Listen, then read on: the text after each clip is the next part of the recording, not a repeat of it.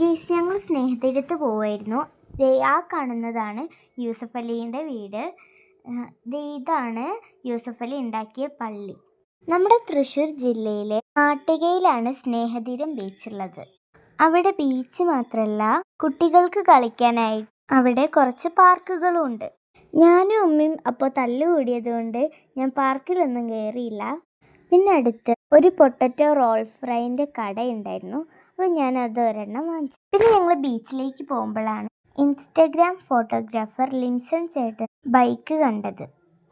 കുറച്ചു നേരം കഴിഞ്ഞപ്പോൾ ആ ചേട്ടൻ നടന്നു പോകുന്നത് കണ്ടു. ഞങ്ങൾക്കൊരു ഹായ് കിട്ടി. അവിടെ ഫോട്ടോ ഒന്നും എടുത്തില്ല. എൻ്റെ ഒപ്പം നടക്കുന്ന എൻ്റെ മാമനാണ് കേട്ടോ. ഇതാണ് ലിംസൺ ചേട്ടൻ്റെ ബൈക്ക്. അതുമ്മതാ ഐഡിയ ഒക്കെ എഴുതിയിട്ടുണ്ട്. പിന്നെ ഞങ്ങൾ കുറച്ചു നേരം ബീച്ചിലൊക്കെ കളിച്ചു. വെക്കേഷൻ ആയതുകൊണ്ടാണെന്ന് തോന്നുന്നു കുറേ ആളുകളുണ്ടായിരുന്നു ബീച്ച്. പിന്നെ ഞങ്ങളൊരു വഞ്ചി കരക്ക് കയറ്റുന്നതും കണ്ടു.